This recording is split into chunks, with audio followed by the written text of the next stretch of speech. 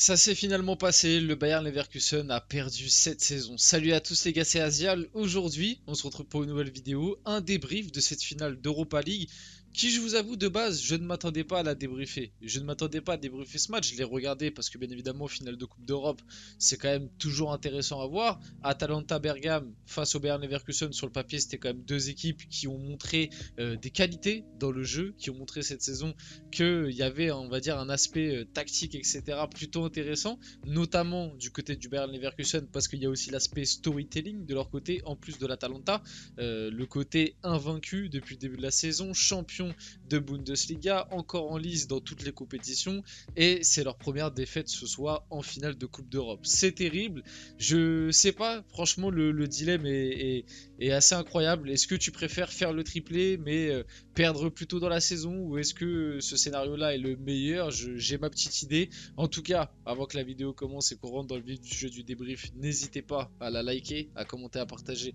et à vous abonner. Ça fait toujours plaisir et ça aide pour le développement de la chaîne. Et on peut y aller dès maintenant. 3-0 pour l'Atalanta, triplé de Lookman qui a sûrement fait la performance et le match de sa vie, de sa carrière à l'heure actuelle, on va pas se mentir.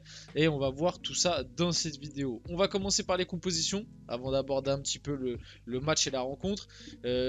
Côté Bayern Leverkusen, on avait Kovar au but, qui normalement n'est pas le gardien titulaire, mais comme c'est le gardien qui a fait tout le parcours d'Europa League, Xabi Alonso a décidé de, on va dire, le remettre. En vrai, la composition qui est là, c'est pas exactement la compo qu'on a eu dans le jeu. C'était assez surprenant, mais en réalité, c'était Stanisic qui était piston droit.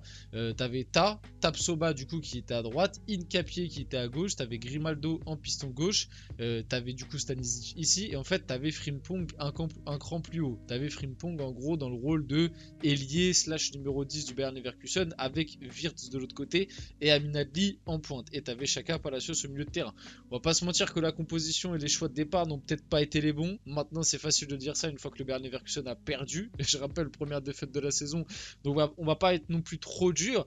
Mais la réflexion que tu peux faire, que je me suis faite devant le match et surtout devant la première mi-temps, parce qu'en deuxième mi-temps, on va dire que il y a eu un petit sursaut d'orgueil, il y a eu un peu plus de domination aussi. Bon bah voilà, l'Atalanta menait 2-0, donc ils ont peut-être un peu plus reculé pour essayer de tenir un peu plus le score. Et vu l'énergie qu'ils ont dépensée en première mi-temps, c'est un peu logique qu'en deuxième mi-temps, ça ait un peu baissé de régime. Mais en fait, cette première mi-temps, et même globalement la rencontre, parce que même en deuxième, t'as été un peu mieux, mais t'as jamais emballé le match, c'est un rendez-vous complètement raté, complètement loupé de ce Bayern Leverkusen. Et franchement, je ne m'y attendais pas. Je ne m'y attendais pas parce que, comme je vous l'ai dit un peu précédemment, bah les mecs étaient invaincus cette saison. Alors certes, ces derniers temps, ils commençaient à montrer un petit peu que ça tirait la langue, notamment avec souvent des scénarios franchement dignes de séries Netflix où tu perds 2-0, tu arrives à revenir à 2-2 en marquant 2 buts dans le temps additionnel. Ces derniers temps, ils l'ont énormément fait, même en championnat. Tu vois, je prends par exemple leur dernier match de Bundes, la victoire 2-1 face à Augsbourg. Tu t'es fait peur, tu mènes 2-0 et Augsbourg a largement les occasions pour revenir à 2-2, voire même peut-être te battre. Heureusement qu'ils ont manqué de réalisme et que aussi tu avais ton gardien à Radeki qui t'avait fait une très belle performance. Donc globalement, tu commences à sentir que les Leverkusen, petit à petit, ça a baissé énormément, ça a lâché le pied, quoi, on va dire.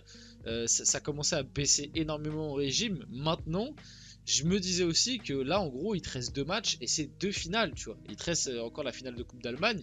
J'espère quand même que tu vas la gagner parce que sinon, la saison peut très vite virer un peu au cauchemar, on va pas se mentir, si tu perds tes deux finales de Coupe.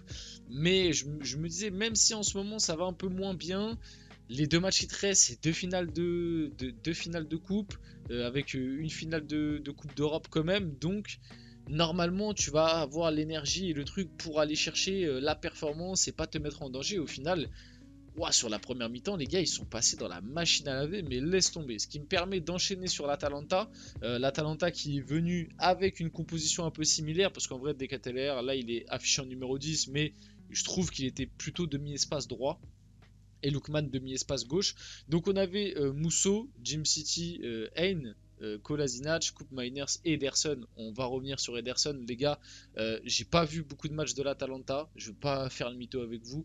Du coup, je ne connaissais pas hyper bien le joueur, mais la prestation de ce mec, Franchement, je suis recruteur, je suis impressionné. Non, mais franchement, le match d'Ederson ce soir, face à quand même un milieu de terrain, Palacios, Xhaka, qui a montré cette saison de très très bonnes choses, c'est assez impressionnant. Koopmeiners, ça a aussi été très bon, mais moi, c'est Ederson qui m'a vraiment sauté aux yeux direct et impressionné dans la capacité, le volume de jeu, la dimension physique, les courses, l'abattage, même en vrai, qualité technique, ça va, tu vois, pas trop de pertes de balles, etc. Bref, j'ai été impressionné. Ruggeri, piston gauche, Zappacosta, piston droit, Decateler, Scamacca, Lookman qui homme du match, rien à dire, c'est un 10 sur 10 pour Lookman, il te met un triplé. Et les buts qu'il te met en plus, c'est pas des buts simples à mettre, hein, c'est pas 3 tapines, il te met 3 buts vraiment de classe mondiale, limite j'ai envie de dire, 3 buts de très très haut niveau, notamment le deuxième et le troisième, rien à dire, Lookman il a fait très très mal à Kosunu lors de ce match, et ouais ça a été une prestation vraiment aboutie de la part de l'Atalanta qui, comme je l'ai dit, on va revenir sur Ademola Lookman, mais qui sort le match de sa vie, comme j'ai dit en intro. Voilà, je pense que cette prestation-là, il va s'en rappeler longtemps, et surtout, il est entré dans l'histoire avec cette prestation parce que ça n'avait plus été fait depuis, je crois, 1975. J'ai vu passer la stat, un triplé en finale de Ligue Europa, et même globalement, un triplé dans une finale de Coupe européenne, c'est quelque chose de très très rare, les gars. Citez-moi des triplés en finale de Ligue des Champions. Il doit pas y en avoir beaucoup, voire même là comme ça, j'ai pas de blaze qui me viennent. En tout cas, j'ai pas le souvenir. Peut-être qu'il y en a eu, il y a moyen, mais c'est quelque chose de très très rare. Et même dans le jeu, tu as Ademola Lookman dans le jeu, il a livré une prestation, une performance. Dimension exceptionnelle, très peu de pertes de balles, il a vraiment fait très très très très mal, ça a été l'homme providentiel ce soir de cet Atalanta, parce que c'est quand même important de le rappeler, comme je l'ai dit, l'Atalanta pour moi ils ont été rouleau compresseur face au Bayern Leverkusen, parce qu'aussi le Bayern Leverkusen, je pense, est jamais vraiment rentré dans le match, mais tactiquement et même physiquement, ce qu'a montré l'Atalanta, c'est impressionnant. Ça a été impressionnant. Franchement, la première mi-temps, c'est Leverkusen, ils n'arrivent pas à passer le milieu de terrain, quoi. Ils ont quasiment aucune occasion. En deuxième mi-temps, c'est un peu mieux parce que je pense que l'Atalanta aussi a bien baissé. De régime, et parce qu'il y avait aussi 2-0, mais Lookman, c'est le mec qui te permet en fait de bonifier ça, parce que mine de rien, les buts que Lookman met, c'est pas des buts, on va dire, sur des actions collectives hyper bien construites où il a plus qu'à la pousser au fond. Ça reste quand même, sur ces 3 buts, il y en a 2. Et en vrai, même le premier, c'est pas non plus, on va dire, full collectif, mais surtout le deuxième et le troisième où c'est des exploits individuels, c'est des gestes de classe mondiale, des gestes sortis d'ailleurs. Le deuxième but, c'est il fixe, il enroule, frappe imparable, et le troisième but, il dribble Kosunu, frappe croisée du gauche, pleine lucarne. Tu peux rien faire, quoi. Et t'as besoin de ça pour maximiser ton temps fort. Et pour moi aussi, l'autre joueur, Lookman et Ederson, pour moi, c'est les deux vraiment gros top de ce match. Mais ils ont été impressionnants. Mais Ederson aussi, comme je l'ai dit, un peu quand je parlais des compos, mais pour moi, c'est lui qui a vraiment illuminé mon écran, quoi. Il est trop ressorti dans le volume de jeu, la récupération de balles, parce que c'est quand même important de le rappeler que ce mec était globalement dans la zone de Florian Wirtz. Florian Wirtz qui, on le sait, on l'a énormément encensé cette saison, on en parle en bien tout le temps, on lui sait un talent certain. Ederson l'a complètement mangé. Alors Florian Wirtz, ça me permet aussi d'enchaîner. C'est très très dur pour Florian Wirtz ce soir. Il revenait d'une blessure, d'une gêne musculaire. Ces derniers temps d'ailleurs, il était très souvent pas titulaire. Certes, mais pour moi, il est complètement passé à côté de sa finale. Le rendez-vous a été complètement loupé pour Florian Wirtz ce soir. Ça n'a pas été le seul, hein. Honnêtement, côté Leverkusen, tu peux remontrer vite fait. Il y a quasiment aucun mec qui a été dans le ton ce soir. J'ai bien aimé le match de Jonathan Tah. Je trouve que ça a été.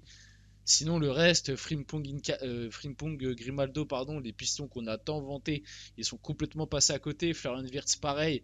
Chaka Palacios au milieu de terrain, c'est pareil. Stanisic en difficulté, il sort à la mi-temps. Donc, globalement, côté Côté Leverkusen, ils sont jamais rentrés dans cette finale. Ils sont complètement passés à côté. Ce soir, beaucoup ont regardé le Bayern Leverkusen pour la première fois de la saison durant 90 minutes. Ça, c'est une réalité. Résultat 3-0 net et sans bavure. Le foot, le foot, le foot. Et moi, je pense, j'ai vu passer ça sur les réseaux. C'est vrai que c'est assez marrant. C'est sûr et certain qu'il y a des mecs qui ont parié pour la première fois ce soir sur le Bayern Leverkusen. Et c'est leur première défaite de la saison. C'est assez fou. Ils ont perdu. Pas une défaite de la saison. Mais le 52e match leur a été fatal au plus mauvais des moments en finale de Coupe d'Europe. Un mythe s'éteint ce soir, le mythe de Xabi Alonso et ses joueurs. Et il reste une finale de Coupe d'Allemagne pour boucler une saison exceptionnelle malgré tout. C'est quand même important de le rappeler que leur saison est exceptionnelle. Bon voilà, on finit la vidéo là-dessus. L'Atalanta champion, vainqueur de cette Europa League. J'espère que ce débrief vous a plu. Si c'est le cas, n'hésitez pas à le liker, à commenter, à partager et à vous abonner les gars. C'était Azial et on se retrouve très rapidement pour une prochaine vidéo.